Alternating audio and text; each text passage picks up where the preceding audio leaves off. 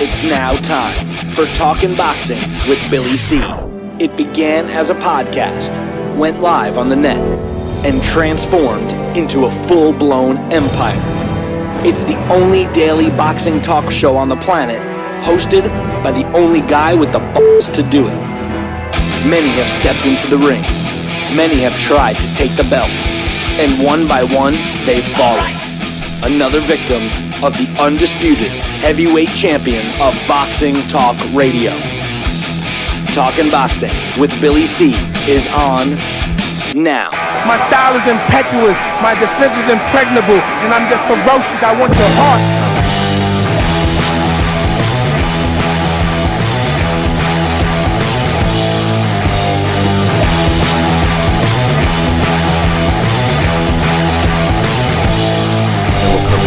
Live from the Billy C Studios in Lake George, New York. I'm Bill Calogero, and it's time for the Billy C Show. Good morning, good day, good evening, whenever you're listening. Hope you're doing all right today.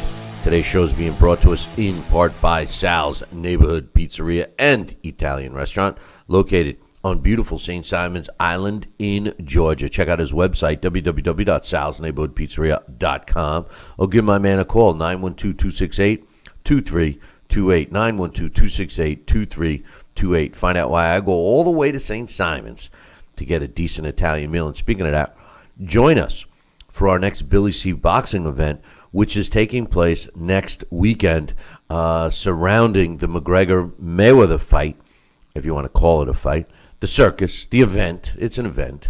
So come on down. We're going to be staging it at basically two locations. One is the Sea Palms Resort in St. Simon's, and of course Sal's Neighborhood Pizzeria and Restaurant. So come on down, join Sal and myself, along with former world champions Marlon Starling, Bobby Ches, Mike Hercules Weaver, and we're also bringing down a renowned trainer out of Tampa, Florida, Sherman Henson, while he will work out a live workout with Sal Rocky Senecola. So make sure you join us for that, and we will be staging a meet and greet, which will have some food for you, and also a cash bar, as well as a golf tournament. And we're going to be showing you the first look at our new boxing series, Billy C's Boxing Revisited. We will be airing an episode in its entirety for you. The series will begin in the fall on selected networks, which we'll keep you posted on. So come on down and join us for that. And don't forget, we're going to have a golf outing too. So just visit cpalms.com and give them a call and mention the Billy C boxing event to get a couple of options of packages, as well as you could also get to the CPalms by visiting our website, billycboxing.com, and click on the CPalms banner. And finally, today's show is being brought to us in part by my book, Tom Molyneux, From Bondage to Baddest Man on the Planet, is available right now where all good books are sold, and you could literally get a copy of it right now while you're watching or listening to the show by visiting barnesandnoble.com or amazon.com. If you're looking to get a signed copy, come on down to St. Simon's. I'll have some with me. Or you could just go to our website, billycboxing.com, and click on the book. You can't miss it. Today's show, now just a programming note, we will not be doing a live show. We're not back until August 30th because of the event we're doing next week. So today's actually our last show for at least a week, and then a day or two. We're going to talk about Terence Crawford against Julius Indongo. We're going to give you our breakdowns and predictions on that fight, which is scheduled for this weekend. Coming up a little bit later, we're going to have Dax Khan join us with his thoughts, and we may even get a visit from the infamous Jeremy C. Yeah, he wants to come and bother Sal and myself, so we'll see what happens there. I got some emails to read. I got some boxing news. First and foremost, I want to talk about the news that just came out last night. Shawn Porter, who was scheduled to fight on the undercard of McGregor-Mayweather, actually not on the pay-per-view undercard, but on the Fox Sports broadcast of the undercard, pulled out of the fight. He was scheduled to fight Thomas Delorme. and he pulled out of the fight for several personal reasons, and one being a death in the family. And this is disheartening. Normally when you hear something like this, right off the bat, you start thinking, what happened, But with Shawn Porter, I mean, this guy, he's such a stand-up guy. He and his pops, obviously, our thoughts and prayers go out to Shawn Porter and his family for the loss of a family member. Our condolences. And I hope that Shawn Porter can get back in the mix.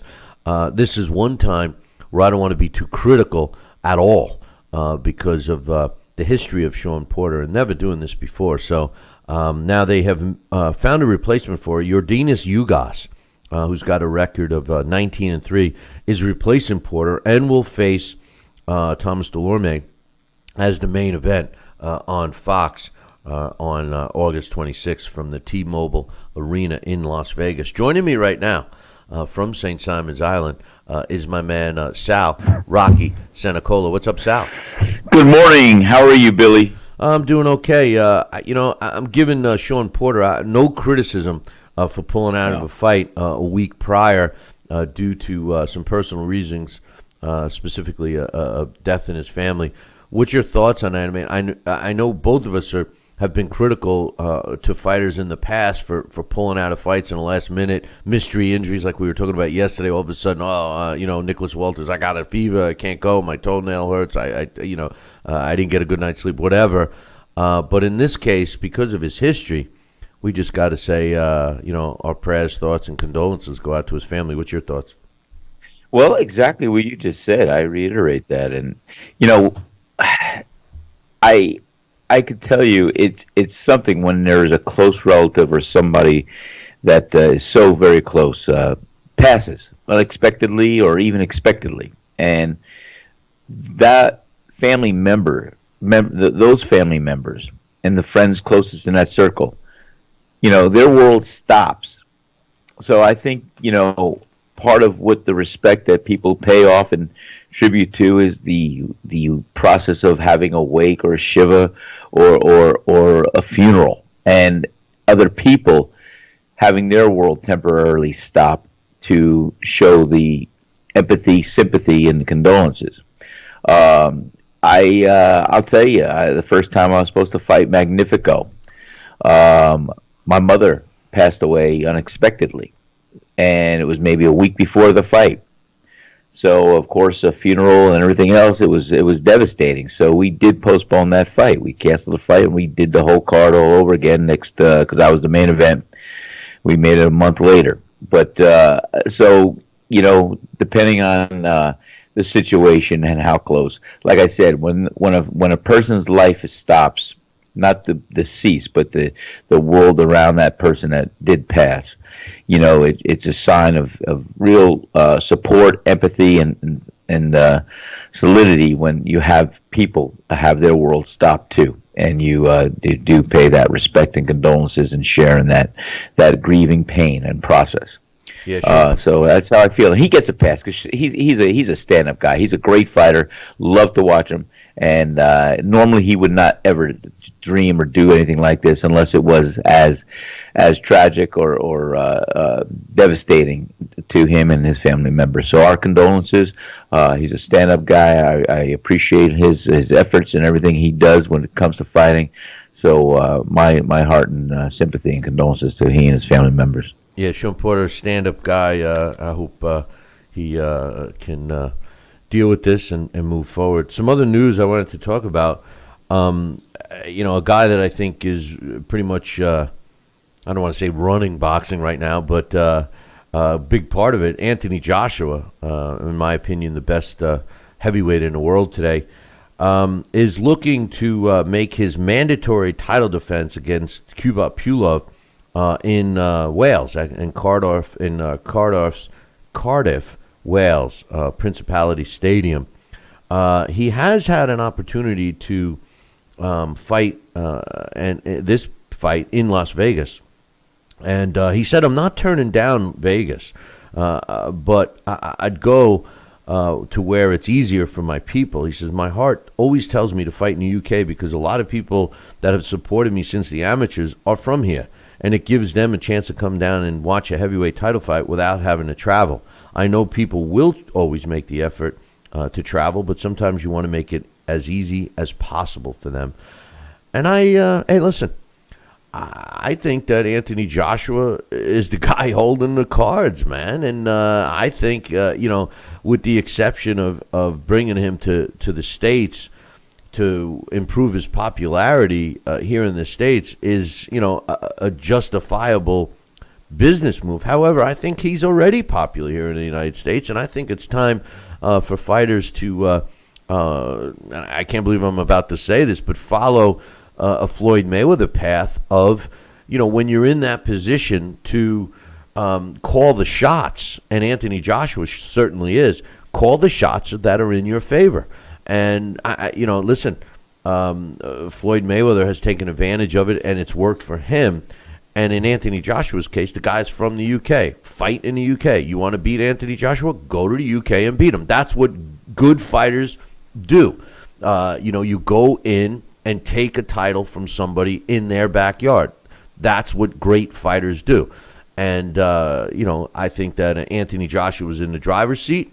And I, for one, as much as I'd like to see him fight here in the States, I think that fighting October 28th in Cardiff, Wales is the right move for him. And by the way, the date would be slightly beyond that if he chooses to come to Vegas.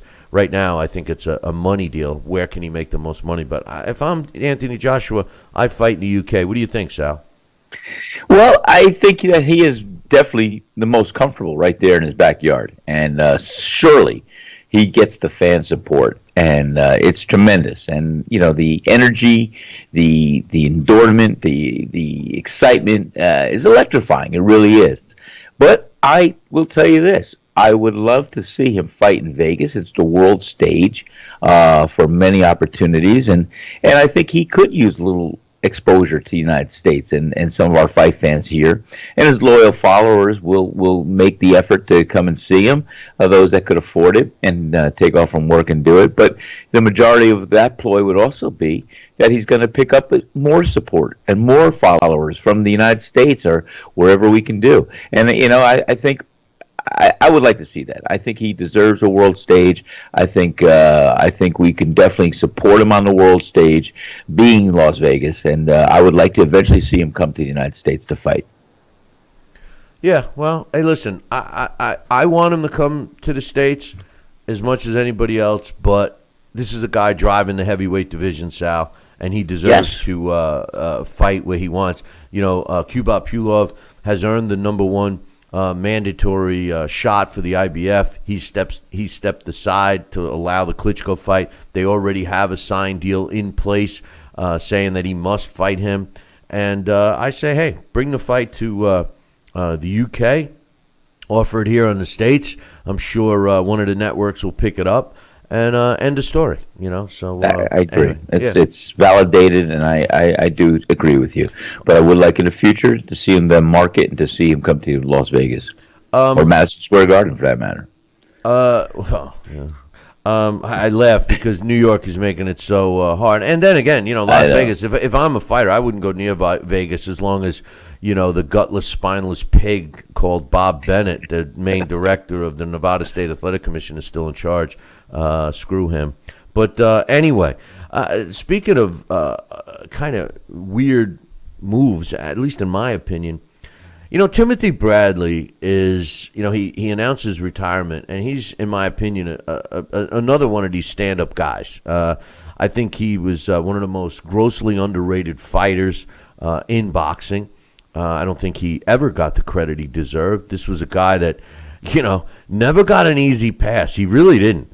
Was criticized and ridiculed over the first Pacquiao fight that he won, where he wasn't the judge, he didn't score the cards, so this guy is, really proved he's always in shape and everything else. He retired, and he was on the ESPN broadcast team, and, a lot of times he said the right stuff, but because he's such a respectful guy, let the loudmouth, overpowering Teddy Atlas pretty much silence him. Well, it was announced yesterday that they're replacing Timothy Bradley with Andre Ward for the fight this weekend between Terence Crawford and Julius Indongo, and as well as their special they're going to do for the McGregor Mayweather fight. That sucks, Sal, because first and foremost, Andre Ward is a pompous. This is a guy that's. I mean, listen, no disrespect to him because he's a nice guy. I've met him in person. He's taken the time to talk with me and stuff like that. But come on, he's the biggest diva in boxing. And, he's starting. The one thing I do, I like Timothy Bradley. I think Timothy Bradley should have been given more of a chance. He actually has a broadcast background. He went to college for that and everything else. But the one thing I will say about Andre Ward, although I would prefer to see Timothy Bradley, Andre Ward, as much of a diva and pompous guy he is, when he's on the announcing team and they always try to throw something to him and they'll be like, oh, Andre, how would you would have done it or this and that, he always turns it back to the fighter. And I appreciate that because he's a commentator, not the guy in the ring. And sometimes these commentators, then they're sitting next to a former champion and stuff, they put too much emphasis on that guy's former career. I can't stand when former fighters are always talking about their career when they're supposed to be talking about other stuff. What's your thoughts on Ward replacing Bradley?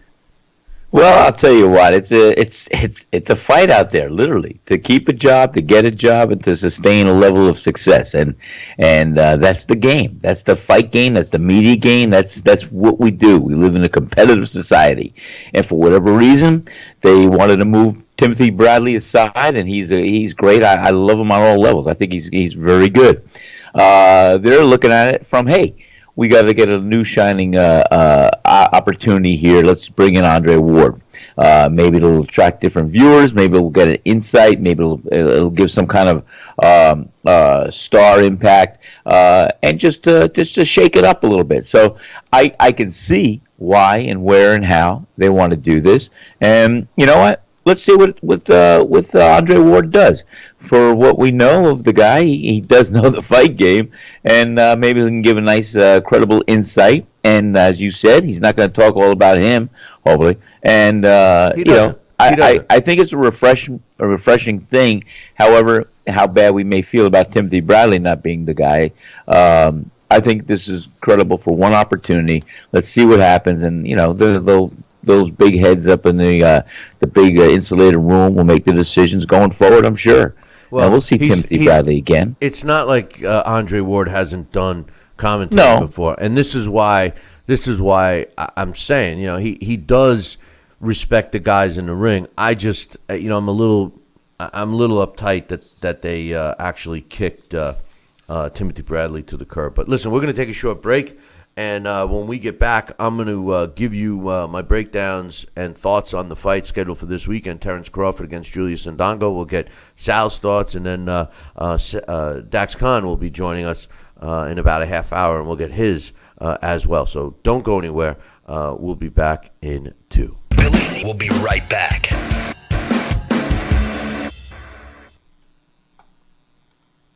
Endless pools are an incredible alternative to traditional pools, making it easy and inexpensive to swim at home. Exercise year-round against a smooth current set to your desired pace and temperature. With our new underwater treadmill, you can walk or run without stressing your joints. Endless pools are simple to install and even simpler to maintain. The water stays crystal clear with almost no chlorine. Call for your free idea kit and experience the freedom of swimming at home. Are you currently on Medicare? In other words, do you carry the red, white, and blue Medicare card? If so, are you suffering from chronic back pain? If you answered yes, you may be eligible for a pain-relieving back brace covered by Medicare at little to no cost, shipped directly to your home for free. These medical-grade back braces are ideal for lower back pain, arthritis, spinal disorders, and other chronic back problems. Will you qualify for a medical-grade back brace? Call Back Brace America at 1-800-290-8300. Snacking has never been this exciting. At Graze.com, we combine wholesome ingredients with the flavors we all love to create over 100 exciting snacks, like these. We'd love to send you a Graze sampler box for free. Just go to Graze.com, enter the code ENJOY36, and we'll mail your free box to your home or office. Join thousands of Grazers already in love with our exciting snacks. So come to Graze.com for your first box free. If you or a loved one have had hernia repair surgery with mesh reinforcement and suffered infection, chronic pain, mesh migration, mesh failure, organ damage, or needed additional surgery, call the Rely On Group right now. You may be eligible to receive a cash award and compensation for your medical expenses. Your voice deserves to be heard. Call the Rely On Group to be connected with a personal injury attorney for a free consultation. Call 800-715-4869. That's 800-715-4869.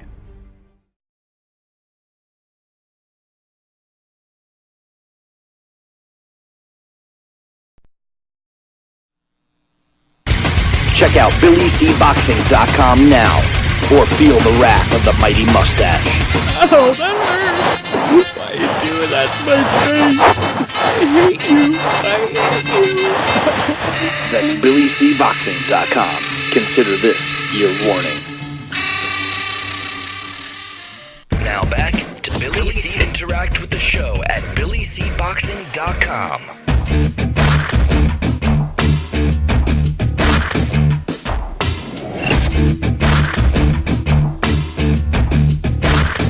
And we're back. You're listening and watching the Billy C Show. Don't forget, join us next weekend for the McGregor Mayweather event. I don't like to call it a fight, but it's an event. We're going to be down in St. Simon's Island having some fun, 2 days of fun, as a matter of fact. Join Sal and myself with former world champions Marlon Starling, Bobby Ches, and Mike Hercules Weaver. We're also going to have Sal working out with Sherman Henson. In addition to that, the meet and greet, you'll have some food and a cash bar available to you.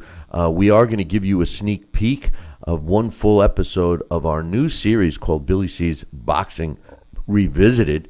So you'll get to watch that. It will be on the networks beginning in the fall of this year. We're also going to have a golf outing, and of course we're going to show the fight. So come on down, visit cpalms.com and give them a call and mention the Billy C boxing event special. They have some special packages that include some food deals and all this other stuff. So come on down and join Sal and myself for that. We are really looking forward to that big time. But anyway, Sal's with me now, and we are going to give you our thoughts and breakdowns of the fight schedule for this weekend between Terence Crawford and Julius Indongo.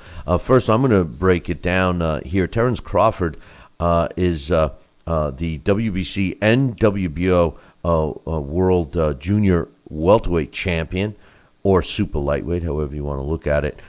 He's undefeated, 31 wins, 22 coming by knockout.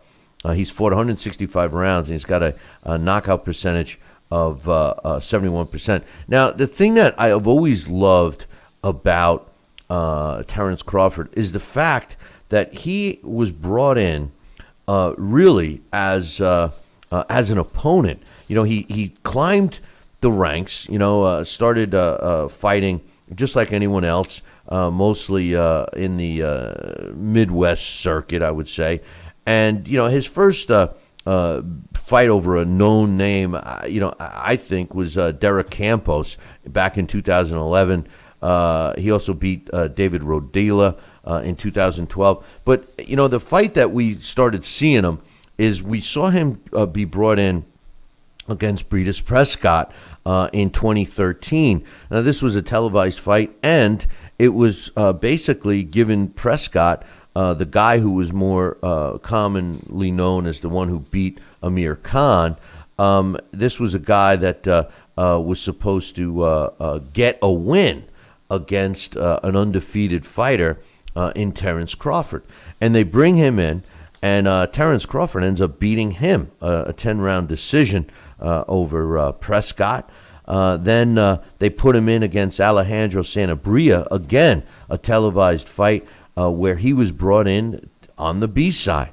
And again, he wins. This time, he wins by knockout in a pretty dominating fashion.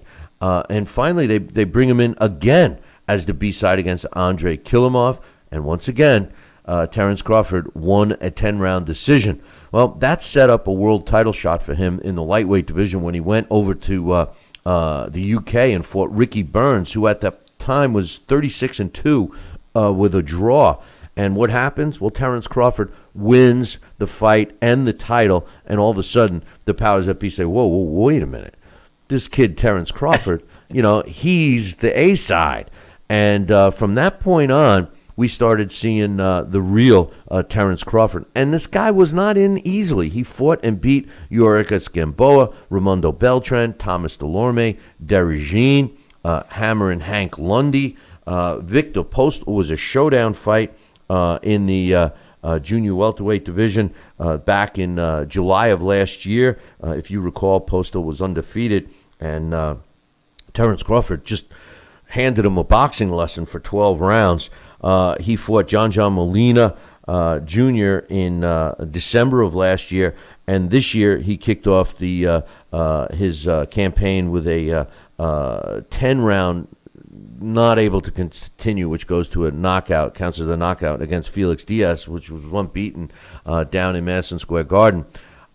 This guy, what I like about Terence Crawford is that he's an exciting fighter. A lot of people are always talking to me about, the sweet science, hit and not get hit, et cetera, et cetera, et cetera. Well, Terence Crawford does that, but he's also stands in the pocket, and he's very exciting. This is a fighter that I enjoy watching.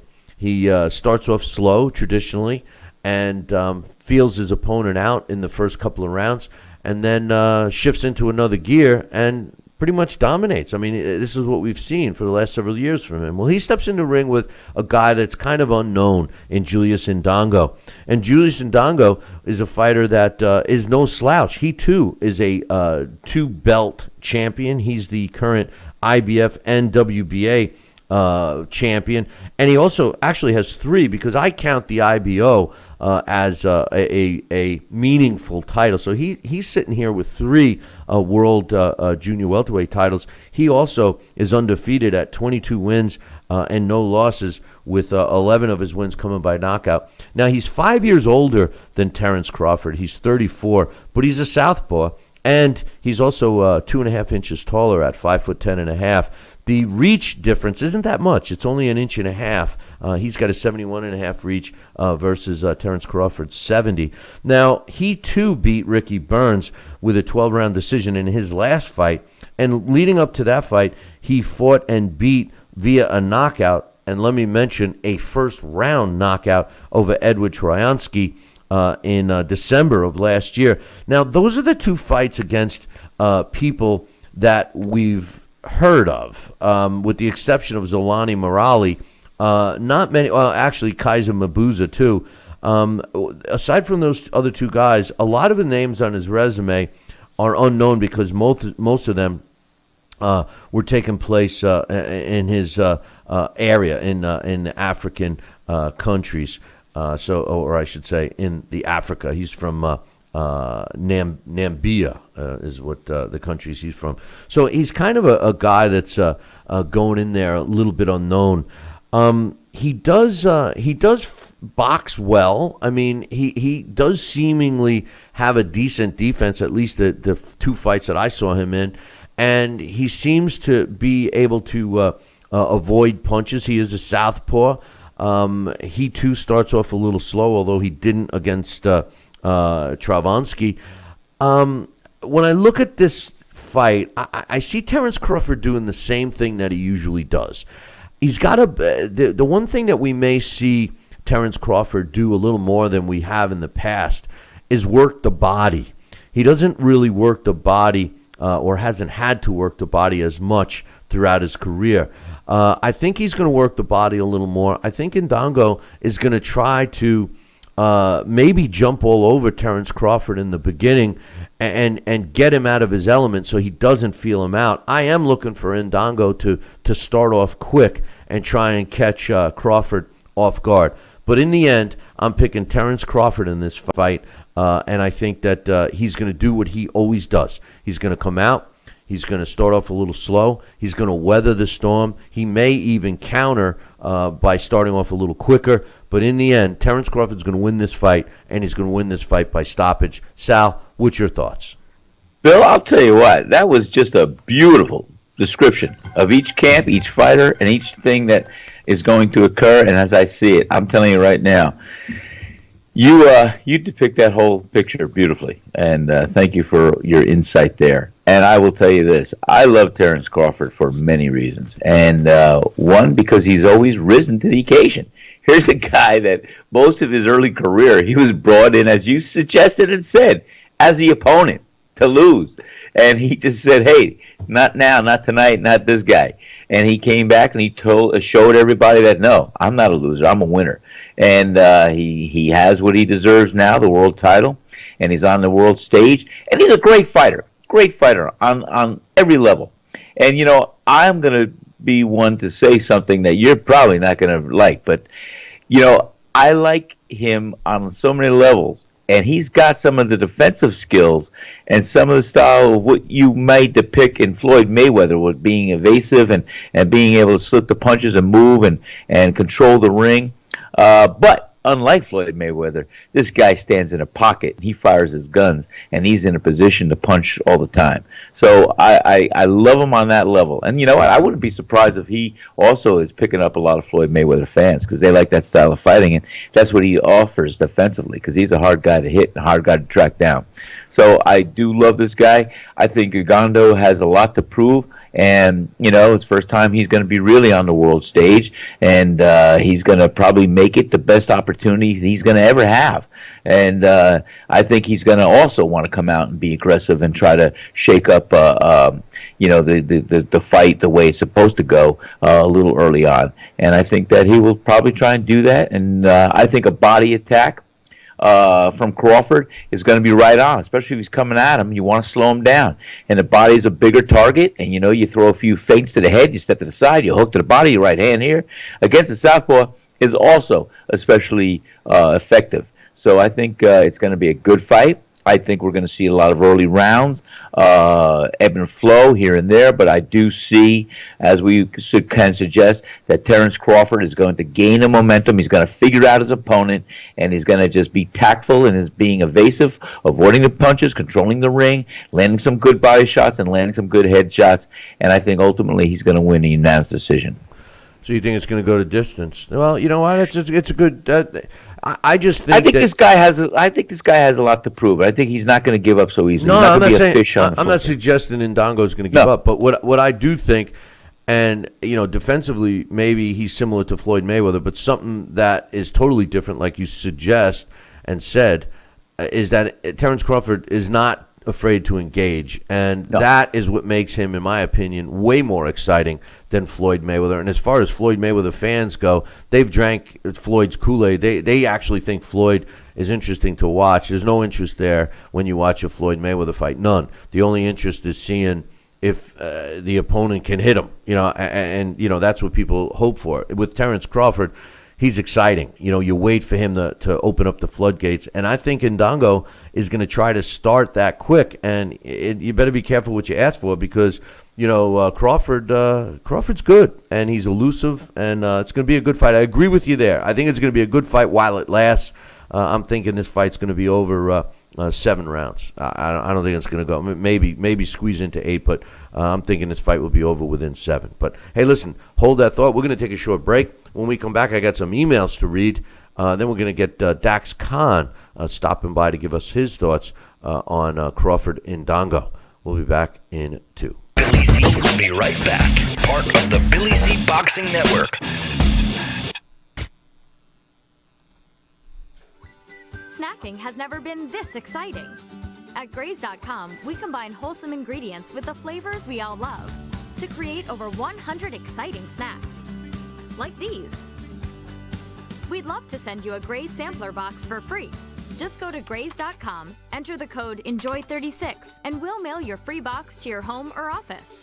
Join thousands of Grazers already in love with our exciting snacks. So come to Graze.com for your first box free.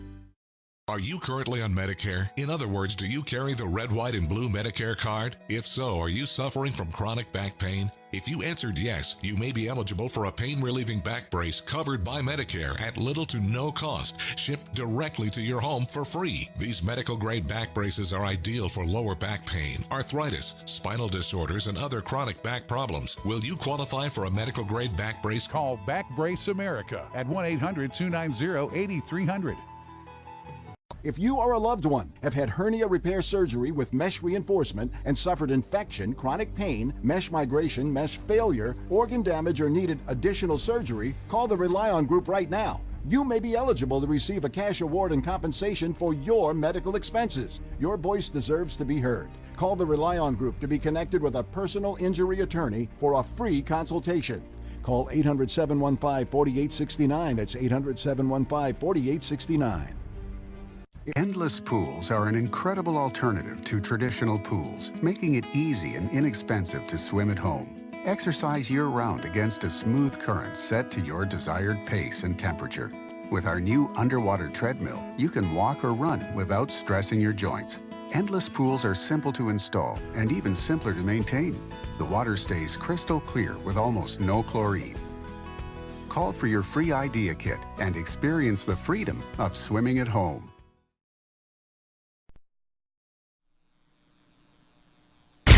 Check out BillyCBoxing.com now, or feel the wrath of the mighty mustache.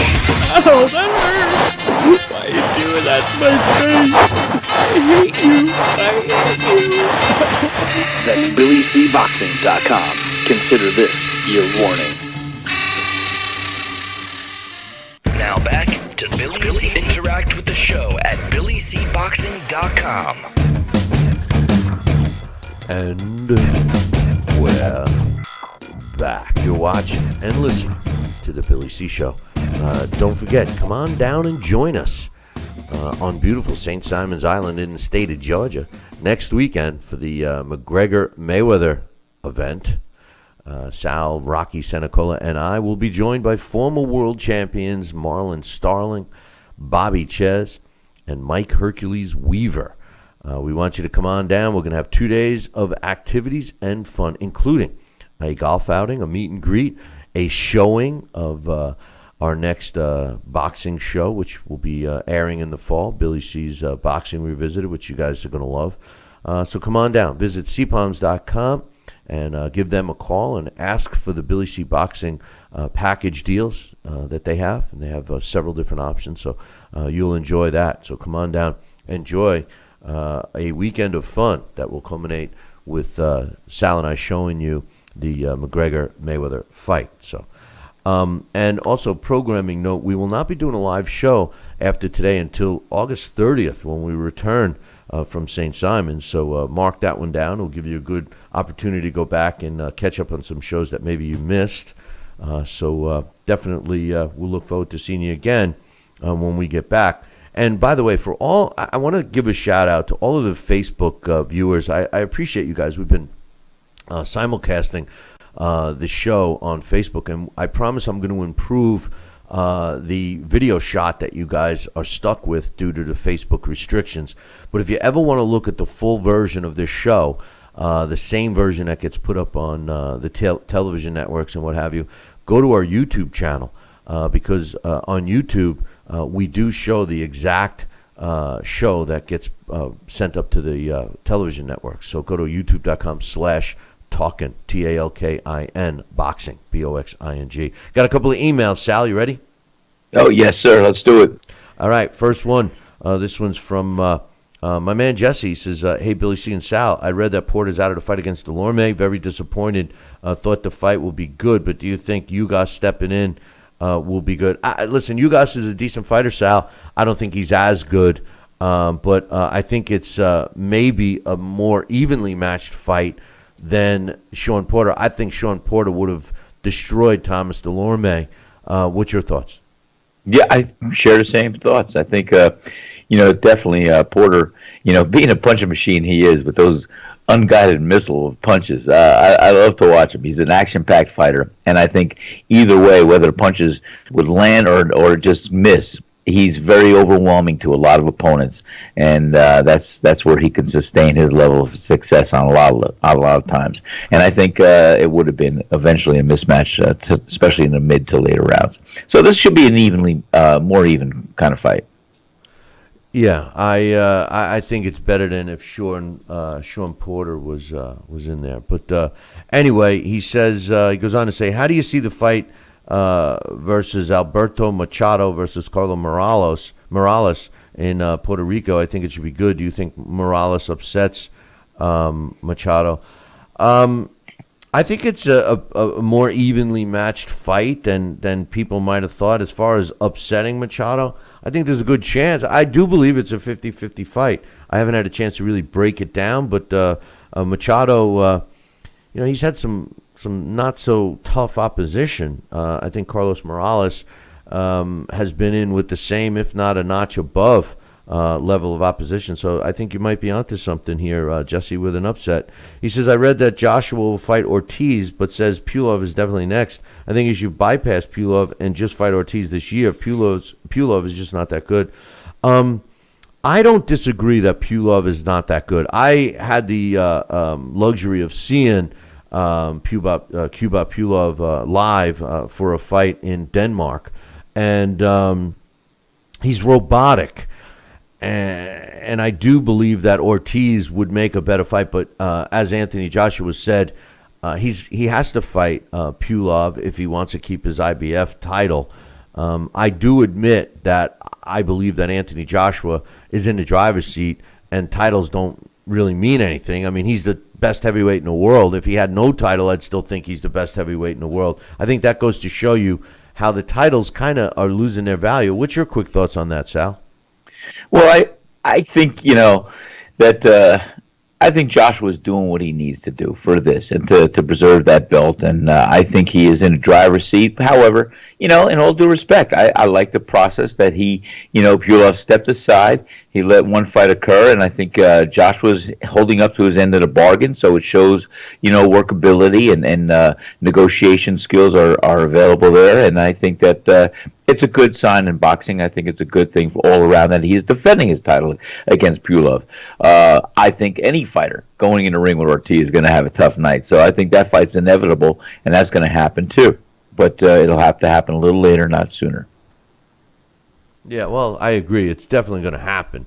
The way it looks is that my man AJ is going to fight Pulov, then Ortiz, and then Wilder. If Wilder has the watch to actually fight him, exactly. I don't know. Who else could Wilder fight first? I mean, you know what?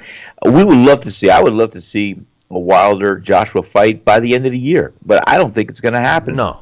Because of certain entities involved and the mandatory that he does have to do and everything else. But if he doesn't fight Wilder by the end of the year, I'd like to see it before the first half of the year is over of 2018. Nah, it's not, because what's going to happen is he's going to fight Pulov in the fall, either October 28th or November 11th in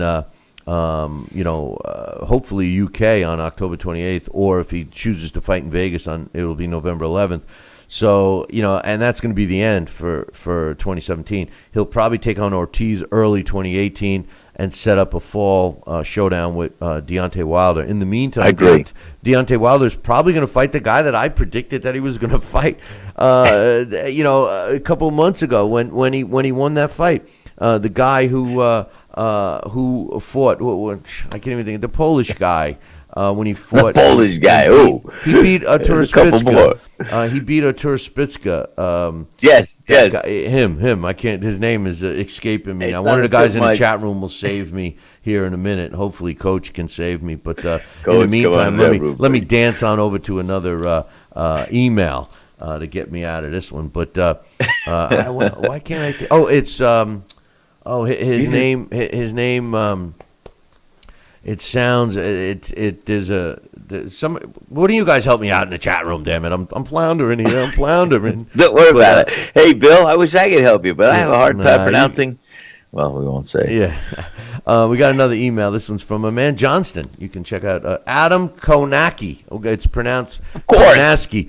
Thank you, Coach. Coach threw me a life jacket when I was going down for the third time. But anyway, this one's from my man, Johnston. Check out his column up on BillyCBoxing.com. Johnson says, hey, guys, I got an update for Anthony Joshua with an interview that he had on Sky Sports. So this is my man Johnston from the other side of the pond who writes for us. So you can check out his column up on BillyCBoxing.com. These are quotes from Anthony Joshua. He says, I'm not turning Vegas down. I'd go, but for the people, it's easier. My heart always tells me the UK, because a lot of people that have supported me since the amateurs are from here, and it gives me a chance to come down and watch a heavyweight title fight without having them need to travel. I know people are always making the effort, but sometimes you want to make it easy for them. Klitschko unfortunately retired. It was a fight that I was looking forward to again, but everything happens for a reason, and now I have to go and compete with one of my mandatory challengers. My mandatory with Pulov has been ongoing for over a year. The mandatory with Luis Ortiz has been going on for 2 months. I've had obligations in place for the last year. The IBF let me fight Klitschko for a unification fight. We had to sign an agreement that straight after the Klitschko fight, I would fight Pulov, provided there was no rematch. He says that he's insisted he's happy to face the dangerous southpaw, meaning Ortiz, with no problem, taking on both of his mandatory challengers if one is willing to wait to face him. And obviously that's a key for Ortiz, and hopefully the WBA won't pull a weasel deal and strip him because of it. He says, I'd fight Ortiz next if he was the next person in line before Pulov. My team, we will sit down and talk, figure out what's the best, and move forward. I love fighting for the belts. It's history. But what's advised for me in my career in the long term has got to be weighed up. I think that's basically saying, hey, you know, if these guys aren't going to work with me, I'm the man. And I think he's right. You know, if the WBA is going to risk losing him as one of their world title holders, I think that's a mistake. And I think that Luis Ortiz, you know, he's been out. Maybe it's time for Luis Ortiz to fight a warm-up fight the same time that Anthony Joshua defends his title against Pulov. Then he can't have any excuses that he's rusty, and then fight Anthony Joshua. He says, I would definitely fight my two mandatories because they're exciting. It's just one. If one's patient or wants the belts now. People just say they want to fight me. They don't really want to fight me. Just the rewards that come with fighting me. They'll get their turn. And I want to fight him. Come on, that's a subliminal message to Deontay Wilder, who's claiming he wants to fight him, and really we all know he doesn't. He says, as long as boxing's political landscape doesn't stop me from fighting, the rules and regulations have to be in place to make it interesting. No problem. If that's the case, if I have to be stripped, no problem. I love that attitude, Sal, because it says exactly what I said earlier. I think that the truth of the matter is that Anthony Joshua is the guy who's in the driver's seat right now, and I don't think the title means much to him, referring to the WBA. Now, if he chooses to take the IBF title over the WBA, that's his choice. I mean, either fight is going to be a good one. I think it's an easier fight for him against Pulov than it is against Ortiz. But the fact is, Ortiz hasn't fought in a while. Ortiz does need a warm-up fight. But anyway, I mean, don't you agree with that, Sal? I agree with a lot of what you said, but the two things that you said in breaking all that down really stood out in my mind, and I'll tell you what. That Anthony Joshua, for the first time, almost reneged and told us that he's going to leave it up to his camp or this and that to what they think is going to be best. So that's interesting to hear from him. And then also the fact that he does love to fight in the UK and everything else. And And you know what? If I was Deontay Wilder or somebody here, I'd want to fight Anthony Joshua out of his comfort zone the first time he steps foot in the United States soil, and I would like to be that first fight. We got Dax breathing heavy and drinking coffee. I guess he wants to get his camera time. Here you go, Dax. You're on. All right. Listen. I agree with you, Sal, but I don't think it's just his team. I think that he's in the driver's seat for the heavyweight division. Yeah. And you know what? Basically, he's saying, look, if you want to fight me, fine. Pulov's been patient. He wants to at least, abide by the deal that he set with them, with the IBF. The WBA would make a huge mistake if they strip Anthony Joshua of his title in order to let Ortiz fight who? Who's he going to – what's the next guy in line? I think it would be a mistake. But anyway, joining us now with coffee and deep breath in hand is my man, Dax Khan, with his thoughts on the fight this weekend between Terence Crawford and Julius Indongo. Good morning, Dax. I have been mastered Sal's technique at drinking out of a 55-gallon vat without making a sound. Well, my mistake. I'm sorry. I really didn't think that I was on over there yet, so that's my mistake. Well, hey, I'll tell you one thing. Hey, Sal, I'm just glad he didn't have Franks and beans last night. God knows what we would have been hearing over the speaker. But anyway, what's your thoughts on the fight, brother? Really, Bill? Fart jokes at 8:30 and come on, I could start reciting lines from Blazing Saddles if you prefer. But we can get real silly. Hey, Sal, pull my finger, Sal. Yeah. Oh God! Can you give me your thoughts on Crawford and Indongo, please? Oh boy. Yeah, nothing really changed since Monday, except Indongo. Looking at him yesterday, he kind of, I don't know if he is uncomfortable or the moment's overwhelming him, or he is just very anxious because he really looked, pumped up. As again, he has shown that he can be a one-punch guy like he did in the Edward Trainovsky fight. He showed that he can go the distance like he did against Ricky Burns when he unified his other 3 titles. He showed he can do it on foreign soil. So this guy is definitely dangerous. We know Terence Crawford. He's a guy that can fight righty. He's going to be in there against a southpaw that can punch. Terence Crawford is definitely the better overall boxer, so it's going to be interesting, as I stated before, those first couple rounds to see what happens. If Indongo shows that he can push Crawford back a little bit, a guy who has been known to get caught early on in fights while he's trying to figure out an opponent, it's going to be an interesting fight that's going to go over the distance. Like Sal said, I would choose Crawford by unanimous decision. But if Crawford is able to get Indongo going back early or make Indongo look or feel kind of uncomfortable, then look for Terence Crawford just to dominate again, much like he did against Victor Postal, and it's going to show there's nothing left at 140 pounds for Terence Crawford, and the only thing left to do now for him is to move up to 147, or else he's going to be stale in the division that, there's no challenges left for him, despite there being some very good fighters. He is that much above the rest of the group. Hey, Dax, let me ask you a question. When I was breaking down the fight earlier, I said that I felt that Terence Crawford would do what he always does. I mean, he's if you watch his fights, he takes a couple of rounds, he figures his opponents out, and then he shifts into, second, third, fourth gear. And, I think Indongo's chance of winning this fight is to jump all over Terence Crawford. Do you think it's a mistake, or do you think that is a good game plan for Indongo, if indeed that is his game plan? Do you think it could catch Terence Crawford off guard, or do you think that Terence Crawford has just been there, done that, and would be ready for a quick attack? It could. We don't know. When you look at those 11 knockouts, you would say to yourself that, Indongo really isn't a big puncher. But, the knockouts that I have seen of his have been some pretty vicious knockouts. This is a guy that his biggest advantage, in my opinion, Bill, is mystery. Nobody really knows what they have on him, but nobody knows his full arsenal. But I definitely don't think he'll outbox Terence Crawford, so that might be his best chance. And again, that reinforces what I stated on how those first couple of rounds are going to be nail-biters. And if Indongo can't really get the job done those first couple of rounds early, it's going to be a Terence Crawford night. One other thing I wanted to get your thoughts on is something that you alluded to.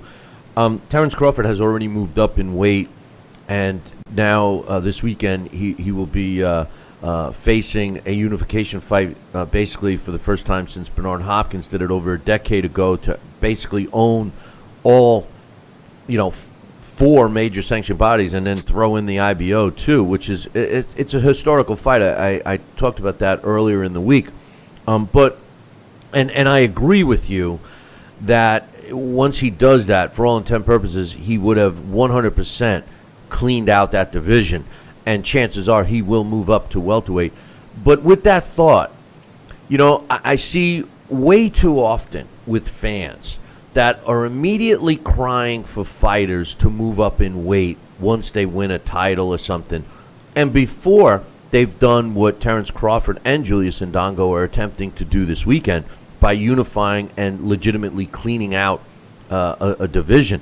Do you think that today's fan base is crying for fighters to move up too much, to keep moving up, or do you think that that's more reflective of the fact that we have these weigh-ins the day before, and we're really not truly getting the weight divisions that we see in the ring? In other words, you got a guy that dries out, loses 10, 15 pounds, and then he's fighting at a middleweight level when the fight is for a welterweight title. I mean, what's your thoughts on that whole move? I think it's neither. Actually, what I think is, and I know people continuously write emails to you and criticize on social media, especially on YouTube, where all the experts are, is that, the fans today, they're, the newer fans, the younger fans, for the most part, are very uneducated. So what they're going along with is whatever their favorite says. Andre Ward, for example, is a guy that is going to be taking Timothy Bradley's place on ESPN. Andre Ward, when he wanted Triple G, or as he called him, Little G, to move up to face him because that was what he wanted, he needed, the fans called Triple G the guy that was ducking Andre Ward. But yet, when Floyd Mayweather would not go, and this isn't a knock, this is just when Floyd Mayweather wouldn't fight a certain guy, or he delayed the thing with Manny Pacquiao, then Floyd was making smart business moves. So really, all of a sudden, it just goes to, again, the marketing on, what you can convince your fans of these days. As far as the other two things, in my opinion, I agree on, the fact that, we should maybe go back to the same day weigh-ins. These 10, sometimes 20, and we've even had 25-pound weight advantages. The day of the fight is not only unfair to one guy, but it's also dangerous to the guy who gains all that weight. But as far as what the fans want, the fans don't seem to know what they want anymore. If somebody can go out there, you get the right guy that sits there and says, we should go inside the ring, and what we should do is we should double Dutch, and then in between rounds, what we got to do is we got to bump our elbows like that, and whoever misses a phrase and whoever doesn't do that, what you got to do is you got to go over there and you got to do a backflip and jump, and I bet you can't do it, so you know what, you're not pound for pound nothing, and then we're going to do a mid-steam, and the fans will go out there and they'll say, you know what, yeah, this is what we need to do. So, the fans don't know what they want. They're almost like a bunch of little children that don't know what they want. They want a nap, they want a snack, they don't know. What's your thoughts, Sal? Well, I'll tell you what, like I've always said, Bill, the media doesn't just report the news anymore. They help stimulate it and create it. And so do the fashions and the momentum and the force of nature here that want to get the buzz out, want to get the people jumping on a bandwagon, calling for this, calling for that. They know how to stimulate that interest. They know how to stimulate that news. They know how to ride it. They know how to get it going and carry the momentum until it comes to fruition. So, my thoughts on, first of all, you know how I feel about the same-day weigh-ins. They never should have deviated, got away from that, because you're right, Dax. When you have a 25-pound weight disadvantage going into the fight night, that's dangerous for both fighters, number one. Number two, you have the same-day weigh-ins, you're going to be closer to the weight class that you're fighting in. Maybe it'll be 10 pounds heavier, but still it's not 25. But I also feel that, with the way things are, it's crazy what the media calls for and everything else. It really does. And I think Terence Crawford, if he is comfortable at 140 pounds, he's just clean up and be dominant, and the media or anybody else shouldn't have to force him to go out of his weight class unless he is comfortable and he's the legitimate 147-pound welterweight. Otherwise, hey, guess what? I'm here at 140. Everybody come and get me. Or you want to come down? come down to this weight class, or I'll meet you at a catchweight. Oh, did I just say that? Yeah, whoa! It's time to disconnect Sal, Dax. But I think forget about it. I said a catchweight. I think in this between case, 140 and 147. I think in this case, he would have clearly have cleaned up the division, and his only move is up. Hey, Dax, one last question before we got to take a break. And I know it's a week away, but unfortunately, we're not going to be doing a show next week. And we really wish you were coming down with us. But the truth of the matter is I got to get your official prediction. As painful as it might be for you, my man, Conor McGregor against Floyd Mayweather should I refer to it as a fight? Or I mean, what's your thought? How's it going to go, man? How's it going to go? It's going to go with Floyd just outboxing Conor. McGregor's going to come out. He's going to look to try and stop Floyd, or at least stun Floyd early. He's going to hope that he can somehow impose his size, because he is overall bigger. And, maybe he can do something sort of like Maidana did, and make Floyd uncomfortable. The stamina issue, I don't know how much that should play into it, but most of all, it's going to be rather boring. It's going to be Floyd Mayweather just picking him apart. Maybe Floyd comes to the center of the ring, he clowns around, and then he puts on a little bit of show for the fans. But, Sal said something that's crucial, where he said, they make up the media, and a lot of people, including a lot of fighters, are saying the same thing, because all of a sudden now it's the Diaz brothers. One of McGregor's biggest rivals is Nick Diaz, who has suddenly decided to say him and Nate, they should be checking and be worried Conor McGregor may be taking something to make himself a stronger puncher. Now, this is a guy who had called out fighters like Jeff Lacey 4 or 5 years ago, just to try and get in boxing. All these guys are looking for these big fights, and then, now we have the glove size type thing, and, so this really is, it's a circus and a sham, and I really don't see any reason why it should be considered anything more than that. So it's going to be a showcase of an event. Floyd Mayweather is just going to go out there and he's going to clown him, and that's all it is. It's not worth it, and I'm not going to watch it. I'm going to watch some of the undercards that are on for free, and as far as the main event goes, whatever happens, happens. And it is not the biggest fight of all time. I'm sorry. It's maybe the highest moneymaker of all time, but it is not the biggest, not the greatest, most exciting fight. And irregardless of what people say and what they might think, the modern fans or the younger fans, this is not the most difficult fight to have ever been made with people working together. If anybody ever wants to do history, try and see what Don King had to put together for Muhammad Ali and George Foreman for their fight, and then you'll really know what it was like, difficulty to put together a fight of epic proportions. Well, I think the most difficult fight in history had to be Mayweather Pacquiao, to get that together. There was so many things going on. That was different. That was just a greed factor on who's going to get what. Again was the little kids on I want it my way. No, I want it my way. But the truth of the matter is you're right. And I got to take a break, Dax. But real quickly, speaking of the undercard, Shawn Porter, due to a death in his family, he's had to pull out. I think that the fight with Thomas Delorme and now Ugas is actually going to be a more competitive fight. I thought Porter was going to blow out Delorme. What's your quick thoughts and prediction on that one?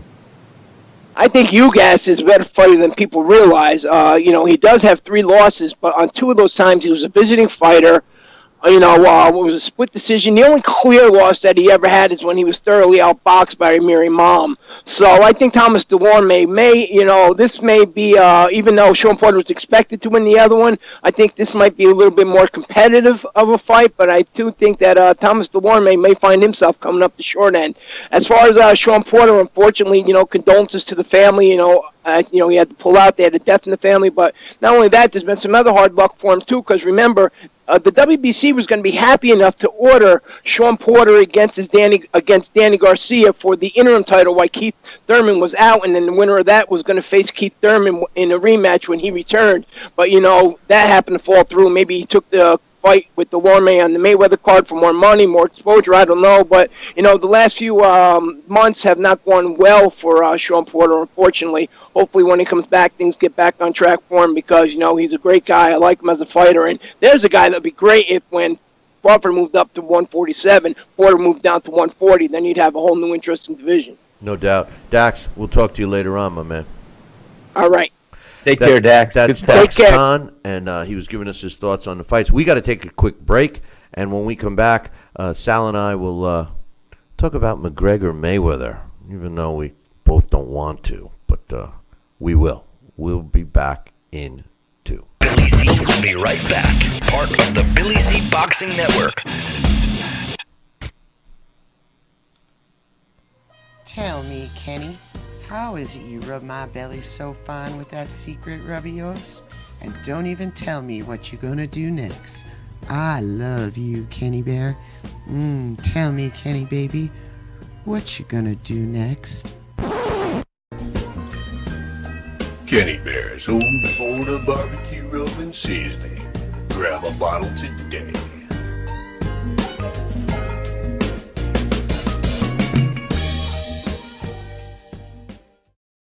Endless pools are an incredible alternative to traditional pools, making it easy and inexpensive to swim at home. Exercise year-round against a smooth current set to your desired pace and temperature. With our new underwater treadmill, you can walk or run without stressing your joints. Endless pools are simple to install and even simpler to maintain. The water stays crystal clear with almost no chlorine. Call for your free idea kit and experience the freedom of swimming at home. Are you currently on Medicare? In other words, do you carry the red, white, and blue Medicare card? If so, are you suffering from chronic back pain? If you answered yes, you may be eligible for a pain-relieving back brace covered by Medicare at little to no cost, shipped directly to your home for free. These medical-grade back braces are ideal for lower back pain, arthritis, spinal disorders, and other chronic back problems. Will you qualify for a medical-grade back brace? Call Back Brace America at 1-800-290-8300. Are you? Snacking has never been this exciting. At Graze.com, we combine wholesome ingredients with the flavors we all love to create over 100 exciting snacks. Like these. We'd love to send you a Graze sampler box for free. Just go to Graze.com, enter the code ENJOY36, and we'll mail your free box to your home or office. Join thousands of Grazers already in love with our exciting snacks. So come to Graze.com for your first box free. Check out BillyCBoxing.com now, or feel the wrath of the mighty mustache. Oh, that hurts! Why are you doing that to my face? I hate you! That's BillyCBoxing.com. Consider this your warning. Now back to Billy C. Interact with the show at BillyCBoxing.com.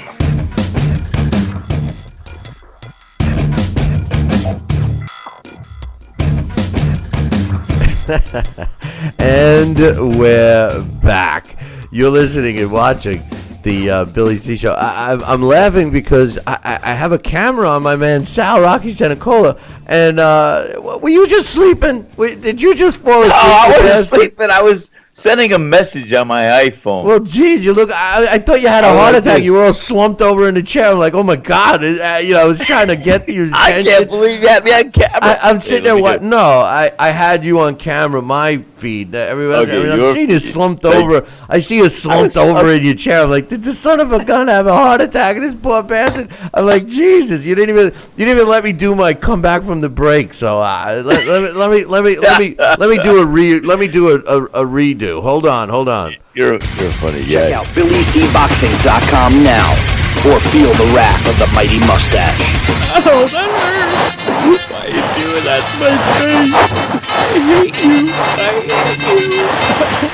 That's BillyCBoxing.com. Consider this your warning. Now back to Billy C. Interact with the show at BillyCBoxing.com. And we're back. You're listening to the Billy C Show. Glad you could be with us. And don't forget to be with us next weekend for the event. Yeah, we're not going to call it a fight. We're going to call it an event. The Conor McGregor versus Floyd Mayweather fiasco. And Sal and I are going to be doing a nice get-together for the weekend. So come on down and join us at the Sea Palms Resort in St. Simon's Island, as well as Sal's Pizzeria and Italian Restaurant. We're going to do it's basically a 2-location event. It's going to take place for 2 days. Join Sal and myself, along with former world champions Bobby Ches, Marlon Starling, and Mike Hercules Weaver. In addition to that, Sal's been working out, getting ready for his workout, because he's going to work out in front of you guys with renowned trainer Sherman Henson, who's out of Tampa, Florida. I just got a message from Sherman. He's looking forward to hanging out with us, and I said, don't forget your mitts, man. Don't forget your mitts, because we want Sal to work his arse off. So you get to see that. You get to have a meet and greet with everyone. Some hors d'oeuvres will be served, along with a cash bar. We will be showing you in its entirety one of our new boxing series shows, Billy C's Boxing Revisited. So you get to see that before it hits the networks this fall. We'll also be doing a golf outing. And, of course, we'll be eating at Sal's Neighborhood Pizzeria. And, of course, we'll be watching the fights, all of them, the ones on Fox and, of course, the pay-per-view. So we're looking forward to it. We want you to join us. Just visit cpalms.com. Give them a call. Tell them you want information on the Billy C Boxing packages, or just visit our website, billycboxing.com, and click on the CPalms banner. I'm glad you're alive over there, Sal. Well, me too, Bill. Think how I feel. Yeah, no. I just, I'm looking over. I see you like. I'm not ready. I'm not ready for that, Bill. Yeah, no. I know. I see you slumped over in the chair. I'm like, what the hell's he doing? And I originally thought that, maybe he's texting somebody or something. I'm like, wow, he can't type that good. I mean, what's he typing? A book? What's he writing a book? But then I, even when we're coming back, usually the music jogs you a little bit, and you're still slumped over, and all of a sudden you snapped out of it. And I was like, oh, good thing he's alive. One thing I want to mention, they announced that on Friday, September 8th, Showtime will be broadcasting a pretty decent fight between WBC super middleweight champion David Benavidez going up against Ron Graville on Showtime. They will also be broadcasting Jay Leon Love against Abby Han, which is not a tough fight. Abby Han has got an impressive record of 26-3, but his 3 losses were all against good opposition, if you know what I mean. And also Khalid Plant will be taking on Alan Campa. It's a decent triple header on Showtime, but what bothers me is something that we've talked about a lot, Sal. And David Benavidez,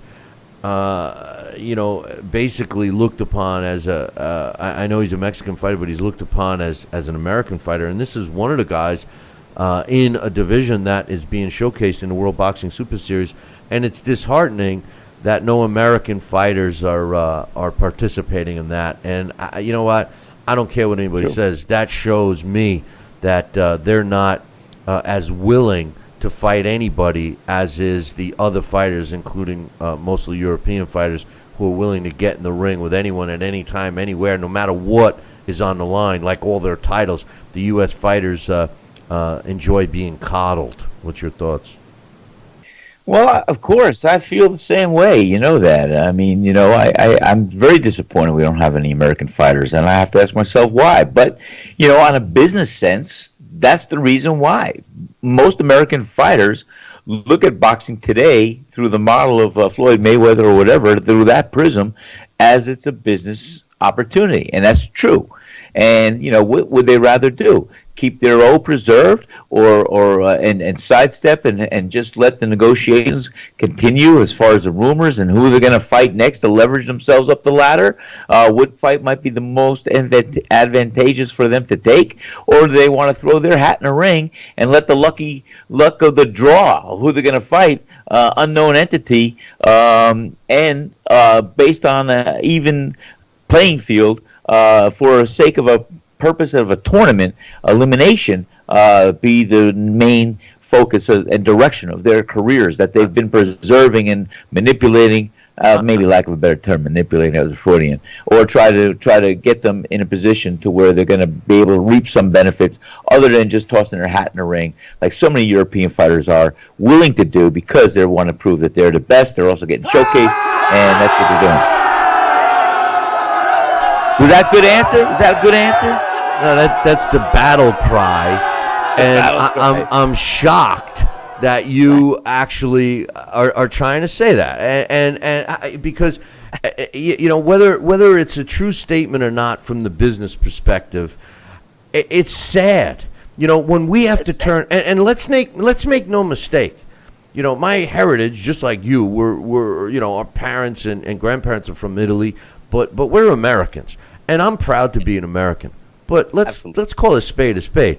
The UK fighters and the European and all of Europe's fighters have more you-know-whats than any American fighter. The truth of the matter is that they're willing to step in the ring anytime, any place, whether there's a title on the line or not. Okay, and to suggest that to give the American fighters a pass because they don't want to upset the apple cart and they're positioning with a sanctioning body who has no value, is a joke, Sal. And the truth of the matter is that these guys in Europe, let's be real. How many times do we see fighters that are in Europe that step up and fight another young fighter on their way up? I'm talking about on the way up as they're rising, and the American fighters are fighting cupcake after cupcake after cupcake, pounding their chest, saying they're the best. And these European fighters that are parallel with another European fighter who's moving up at the same time, next thing you know, they're fighting each other. Okay, Dillian White is a good example. He fought a major fight on his way up. It didn't seem to hurt him. Derek Chisora, although he's more of a brawler type fighter, he fought big fights when he was on the way up, took some losses. Even a guy who I think shouldn't be fighting in David Price. I mean, this is a guy that fought big fights early on. These are heavyweights I'm talking about. It's a joke, man. It's a total joke that we did not get any representation from American fighters in the World Boxing Super Series. It's a joke and it's sad. And I'm not disputing your logic behind the business factor, but when all is said and done, it's sad, Sal, that these guys are looking at that. That's totally the fighters that are in the history books. The all-time greats are rolling over in their graves because none of them would have done that. It's very disheartening to even defend that. I'm appalled. I'm shocked at you. I don't know. That's it. Now I'm meeting you at a restaurant and the rest of your house too. I'm agreeing with you. I'm agreeing with you. That's a pathetic stance and everything else. I'm just giving you a reason why. No, I know the reason why, but it's pathetic. It's pathetic. I understand that. It's true. Hey, here's the other side of the coin. Look at the American fighters and their managers, the promoters, all that. They're looking at it also from a standpoint of, well, who are they to come up with this tournament idea just to give the fans what they want and deserve when we have our own agenda and we're going to do things our way? In other words, they don't want to go over to that side and do things. And that's part of the whole thing that we're saying. It's just being redundant, looking at it from a different perspective. And that's all. That's it. Yeah, it's a sad perspective. It's a sad perspective, absolutely. But the worst part is that they pound their chest, the American fighters, and say they're the best, and they don't have anything to back it up. They're the best. They're the best. Everybody's got to come to me. Deontay Wilder, his MO. I'm the best. They're all scared of me. I mean, it's like wah wah wah wah wah wah wah, like Charlie Brown's teacher. I mean, give me a break. And meanwhile, I know the fighters in Europe. Wait till the end results. Wait till we get champions out of this series and everything else. You're going to see them being on top as fodder or champions that they are, and you're going to see negotiations coming from the American side of saying, hey, let's fight this guy, that guy. I could expose him. I could do this, or I could beat this guy, or I can't beat this guy. You can see it coming from both ends. Seeing the champions from the series saying, hey, I want to fight this guy because you think he's the best in America. I want to fight him. Or you're going to see the American fighter say, hey, I want to fight this guy because I could beat him. You're going to see it. It's going to come to fruition. These fights will happen on different levels, but it's as you said, the core, yeah. It's pathetic that there are no American fighters throwing themselves into the ring. It's just, it's disheartening for me as a fan because, the whole, at least my thought, and I know it's taken this turn, to be the best, you got to prove you're the best. To prove you're the best, you got to fight the best. To fight the best, you got to also, once you accomplish that, like for example, should Terence Crawford unify all these belts, now he's done something. He's been there, done that, 2-division world champion, unified champion. Now his next challenge would be to do something outside of the box. And this is where my criticisms of Floyd Mayweather always reside, because Floyd was able to maintain his unbeaten record and money-making career by not doing anything outside the box. Now, you could call the McGregor fight outside the box, but it's a very low risk for Floyd. But where other great fighters, and I mentioned yesterday Sugar Ray Leonard, when Sugar Ray Leonard came out of retirement and challenges a middleweight guy that dominated the division for almost a decade in Marvin Hagler. Maybe Terence Crawford does something like that, comes out of retirement, comes out of the junior welterweight division and goes right for a top guy, whether it be Kell Brook or Manny Pacquiao, should he get by Jeff Horn or something like that. That's doing something great. Or better yet, have him bypass the welterweight division and go for a junior middleweight, or jump right up and fight a guy like the winner of Triple G Canelo. I mean, something outside the box, something that you say, oh my God, what's he doing? That's what great fighters do. And you can't criticize a fighter for losing when they try to do something that great. Stanley Ketchel trying to beat Jack Johnson for the world heavyweight title, a middleweight against a heavyweight. That's something that's outside the box. That's challenging. You win that, you're etched in stone forever. No one will ever forget. That's what I want to see from fighters today. Something great fighters, not just regular, ordinary title holders, because holding a title in today's sport is not like holding a title in yesterday's sport. When there was only one world champion, Sal, it meant something to be number 10 ranked contender. Now you got, and now you got so many other things. I mean, you yourself, when you were a top 10 contender, that was an accomplishment. You were the top. Yeah, we looked 10. at our names in the rankings. It was something to see. Said, "Wow, I made it. I'm in the top 10. Whoa!" It's like, wow, that's exciting. I got to climb that totem pole. I want the best. That's the fuel for the fire. I was on the phone with Bobby Chess yesterday. No, go ahead. I want to talk to you about something else. But go ahead, keep going, because you're right on it, Bill. No, I'm just saying.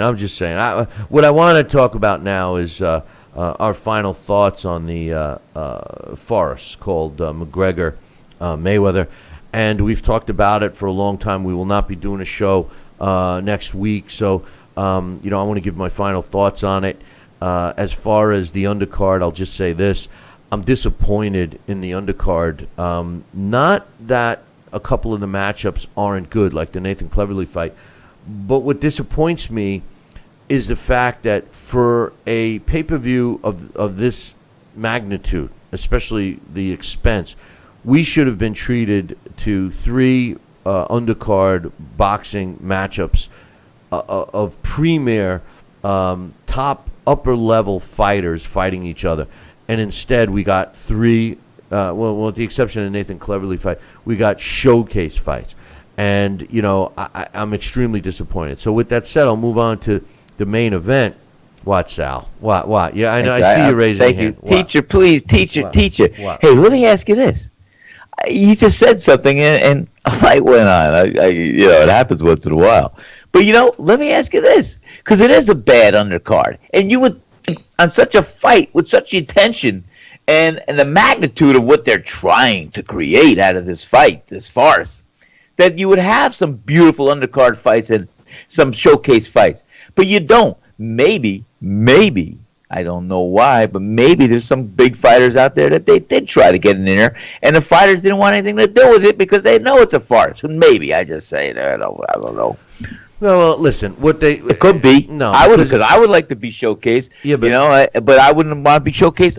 I wouldn't want to be showcased on this fight. I'd want to be showcased on the Canelo Alvarez Triple G fight card. That's where I want to be showcased. No, wait a minute. Not this. I wouldn't want to go here. Just so we understand each other, When I say showcase, what I meant was a showcase I know fight. A good undercard. No, Part of that's a not good what I team, meant. A good show. No, that's not what I meant.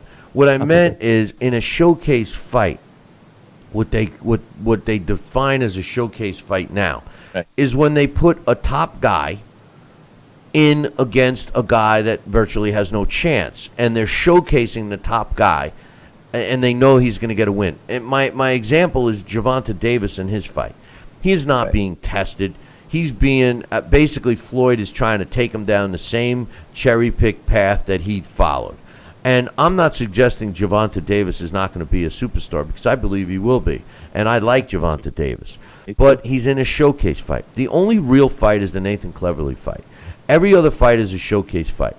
And the reason that they didn't ask other big names to come on that card like they should have is because of Floyd Mayweather's ego. He's the big name. He's the guy that's going to do it. That's why. But my point was the fact that, for a fight that's really not going to be a fight, they could have at least given us 3, 50-50 fights as the pay-per-view. 50-50, meaning, half of the people think one guy's going to win and the other half thinks the other. That's what 50-50 means. The fights that we have, the Cleverly fight is one where I really don't know who's going to win. But the other ones, we all know the A side's going to win. We all know, but anyway, as far as the fight itself, Conor McGregor against Floyd Mayweather. Here's the thing. Yesterday we talked about the spineless, gutless Bob Bennett and the rest of the Nevada State Athletic Commission approving the 8-ounce gloves for this fight. Now, here's the truth about that. The 8-ounce gloves, many people believe, are in Conor McGregor's favor, all right? Because he's a puncher. He's supposedly a one-punch knockout guy. And Floyd Mayweather, we all know he's got the girly, weak little hands that they allow him to shoot steroids into the night before. That also lets him, they let him do IVs and they basically don't read his, VADA testing or USADA or whatever he takes. So they're already leaning towards favoring Floyd, Nevada. But let's keep one thing in mind. Floyd Mayweather is 40 years old. Floyd Mayweather has always picked everything that he wants. This fight is being contested at 154 pounds, which automatically is supposed to put them into 10-ounce gloves. Floyd Mayweather always fights with 8-ounce gloves. He's a 147-pounder. He always fights with 8-ounce gloves. He wants his comfort zone. He wants his speed. He doesn't want to add a couple of more ounces to his hands. He doesn't want to become arm weary against a guy that he's going to be, staying away from for the first half a dozen rounds. Let's be real. If you believe that Floyd Mayweather is going to go toe-to-toe with Conor McGregor, you're totally mistaken. Floyd Mayweather is not going to go toe-to-toe with Conor McGregor until Conor McGregor is gasping for air and can't even raise his hands to defend himself. Then you'll see Floyd go in for the kill, which is, hey, I can accept that. That's what Floyd does. But to suggest that it's going to be a toe-to-toe fight from the opening bell, no. So the whole glove thing is another shim-sham scam smokescreen. Yes, it's a very terrible move by the Nevada State Athletic Commission because they're going against their own rules. But they're doing it because Floyd wanted it, not because he's trying to show that he's a mano against mano with McGregor. He's doing it because that's his comfort zone. If you don't realize that, and I say you, meaning everyone watching or listening, if you don't realize that, Floyd Mayweather always gets his way, I don't know what else to tell you. If you think he's, earned everything he's got, I don't know what to tell you. He's been a master at, manipulation, at marketing, and cherry picking his way to 49, and after next weekend he'll be 50-0. And while we're on that record, it's only, relevant to the heavyweight division. He's also shim-sham, scammed, smoke-screened all the young fans into believing that he's breaking some kind of record when so many other fighters have surpassed 50-0 before losing for the first time. That's why they get taken out of that mix because they've had a loss. What's substantial about the 49-0 record was a heavyweight at 49-0. When all that is said and done, what I think is going to happen in this fight is what I've been saying all along. I think Conor McGregor is going to come out and try to land a lucky punch. The first round may be a clowning around round. Very well, maybe. But after that, it's going to be business as usual for Floyd Mayweather. He's going to be in the corner and against the ropes and running around and doing all these things to avoid Conor McGregor. And when Conor is gasping for air, Floyd's going to go in for the kill, and he's going to get the knockout. I predict Floyd Mayweather by a late round knockout, somewhere maybe 8th, 9th, or even 10th round. What's your thoughts, Sal? Pretty much the same, Bill. I've always said all along, since the onset, that I think that Conor McGregor's only chance is, like I said, to go in that fight, to go into the ring, having absolutely no respect for Floyd Mayweather, because he surely doesn't feel he can get hurt by his punches. And I think he should just go in there with no respect, be a bully, be ugly if you have to. As soon as that bell rings, I'd run, not walk, not shuffle, I'd run across the corner to trap Mayweather in his corner, use my arms, open hand gloves, just keep him in there, throw him, shoulder wrestle, do what he has to do. Then with a free hand, just start wailing away. Make it ugly, make it brutal, and do what he has to do. If he can catch Floyd on that level, and if he could throw him back in the corner, or if he could catch him on the ropes and just be relentless with throwing punches here and there, he's going to have a shot, and he can land a lucky punch. But if Floyd gets past those first 1 or 2 rounds like that, Floyd's going to be smiling. Floyd's going to be happy. Floyd's going to be picking them apart like picking roses out of a garden. And Floyd's going to just be looking stellar. This guy's going to miss. He's going to look like he's in a barroom brawl. And Floyd's going to slip those punches and counter them at will. And surely enough, while this guy's getting fatigued after the 5th round, 6th round, 7th round, I think Floyd's going to put him asleep and out of his misery by the 8th round. And that's if it gets past the 2nd or 3rd round, if McGregor can't do what he should do the first couple of rounds.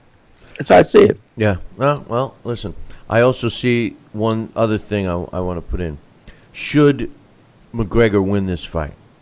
Oh, yeah. Which I don't think it will. It could happen. I don't think he will. But, I mean, everything's possible. Could happen. I mean, Jesus said if you have the faith of a mustard seed, you can move a mountain. Okay? So, I mean, anything can happen. All right. Should McGregor win this fight, or should McGregor go 12 rounds? Which, incidentally, I don't know why this fight's even 12 rounds. There's no championship on the line. But should it go 12 or McGregor win? I think that is going to hurt Floyd Mayweather's legacy. Even if he wins, and McGregor goes 12, I think it's going to hurt his legacy. And I tell you why. Because Floyd Mayweather, from a boxing perspective, a guy who walks around with T-shirts that say the best ever on it, a guy who has successfully conned a whole generation of fans thinking he's the best ever, a guy who has conned other boxers into trying to follow his path to his success, has to do what he's supposed to do. He's supposed to go in there and take out Conor McGregor quickly. And if he doesn't do it, and people are going to criticize him for that too, Sal, but the truth of the matter is he's got to show that this man, Conor McGregor, does not belong in the same ring with Floyd Mayweather. And he does not belong in the same ring as Floyd Mayweather. And Floyd Mayweather has to knock him out. If Floyd Mayweather does not knock out Conor McGregor and this fight goes the distance, or if Conor McGregor lands that lucky punch, which none of us think he will, but a lot of us are hoping he does, including myself, I'll admit it, Floyd Mayweather's legacy is going to have a severe blemish. And I believe that Floyd has more pressure on him in this fight than Conor McGregor. Floyd Mayweather has to win this fight, and he has to win it convincingly. He could probably get away with dropping McGregor several times and winning a 12-round decision. But if he doesn't put McGregor on his ass, and if he doesn't knock out McGregor, and this fight goes the distance, Floyd's legacy is going to be hurt. There's always going to be people saying he couldn't even beat an MMA guy, regardless of the fact that Conor McGregor is bigger and younger and et cetera, et cetera. That has no bearing on this fight, Sal. This fight is a boxer and arguably the best boxer of his generation taking on an MMA fighter who has never boxed. Never boxed as an amateur or professional. You know, there's people saying, "Oh, he boxed in Ireland as a kid." You know, I never saw any footage of it. You know, I mean, whatever. You know, the pressure is on Floyd. For Floyd's got to go out and end this fight quick, because that will be the only way that he could justify his 50th win. What's your final thoughts on that, Sal? I'll tell you, Bill, you dissect, and boy, I'll tell you, it's hard to comment on top of what you just so carefully and surgically presented. And I say that in all due respect, because it's pretty much the truth. And I think Conor McGregor has everything to gain out of this fight. And Mayweather has everything to lose. Conor McGregor is going to stand up for MMA. He's going to stand up for himself, and he's going to try and do whatever he could do to get to the end of the fight and to also win this fight. So I think it's a good thing for him in MMA, and not a good thing for boxing and Floyd Mayweather, for the same reasons you just very brilliantly and carefully dissected and presented. You know, it is what it is. Floyd's going to get his 50th win, but who is he really beating to do that? And what was keeping him from fighting a top contender or a Triple G or something else right now? So I think that, as you depicted, yeah, Conor McGregor has a lot to gain out of this fight, and his career and his payday, it's paramount. And he would have never have gotten this kind of Christmas gift or earlier anything else fighting anybody else in the MMA world. So it's very fortunate, and he's in a win-win position and situation. And Floyd, as far as we know, he's taking his fight. He's got to pay his taxes, and what else is going to be going on after this fight, we'll have to see. Well, he's still going to have to pay his taxes for this fight. Well, that's what I'm saying. But that's his problem. If not half this money, majority of this money is all going to the IRS. Well, that's Floyd's problem. He's been advised to do this, which is the stupidest advice you can take. Oh, you can save money. Yeah, listen, the IRS. What's going to happen, because he plays this game and settles for less money than what he owes, is the IRS is going to flag him. So every penny this guy makes is going to be under the microscope. He should have just paid it, and they wouldn't have even bothered him. But hey. He knows more than anybody else. But I will say one other thing about this fight. Not only do I think it's a travesty that he's fighting an MMA pro debut boxer for his 50th fight. Call it just like it is, The fight before this one, his last retired fight, and incidentally, he said he's 100% retiring after this fight. So he needs money. Was against Andre Berto. And Andre Berto, although was a former world champion, has shown nothing. So I was very unhappy with that choice of opponent. It would have been better for Floyd, for his legacy, in my humble opinion, to retire after the Pacquiao fight, because then he would have been able to say, hey, I beat the guy who everybody wanted me to beat. Not only did I beat him decisively. End of story. Instead, he blemishes his record by fighting a non-relative Andre Berto, which goes the distance with him, and then now Conor McGregor, who's never boxed a day in his life. So you could say what you want. When I broke down Floyd's record the other day, there's no question that he was an exciting fighter early in his career. There's no question that he was, and that he climbed the ranks and was fighting talented fighters, winning by knockout, engaging, all those things that we wish he continued to do. But once he left Top Rank, it's been cherry-picked, the easiest fight that he could take, and he's made it the best. The best example is Carlos Baldomir. Floyd Mayweather turned down $8 million to fight, which was a lot of money for Floyd at that time. It's obviously not a lot for him now, but back then, to fight Antonio Margarito, who was the top guy in the welterweight division. Instead, he chose a stationary, and by the way, Antonio Margarito is stationary too, but a stationary, over-the-hill Carlos Baldomir. And then the rest we broke down. Go watch the show. But anyway, Sal, I'm really looking forward to coming down and hanging with you and Marlon and Bobby and Mike Weaver. I can't wait. Gotta be great. As a Gotta matter be of great. fact, we want you guys to join us. Just go to cpalms.com and get yourself set up. If you have any questions, drop me an email, billy@talkinboxing, TALKINBOXING.com, and I'll be glad to help you out. Sal and I will not be doing a live show now until we get back, and that's going to be August 30th. So we hope you have some time to go back and revisit some of our shows that we've done in the past and catch up if you've missed any. Don't forget, if you do miss a YouTube, we also are available on TV and radio dial, so check your local listings for us there, as well as a podcast that you could subscribe to up on BillyCBoxing.com. And, of course, we've been simulcasting on Facebook, which we're going to continue to do. It was a test we did for a month, and we like it, and we're going to continue. I promise by the time we come back, we'll have a new camera feed for you, and you guys will like that a little better. But, Sal, I'm looking forward to coming down, start stocking up on the food, because I'm going to eat you out of house and home, and I hope that the rest of the guys, whoa, you better have a case of that. But in any event, case of each. I'm looking forward to it. And listen, you guys, you've been hearing me talk about Sal's Neighborhood Pizzeria and Italian restaurant for years now.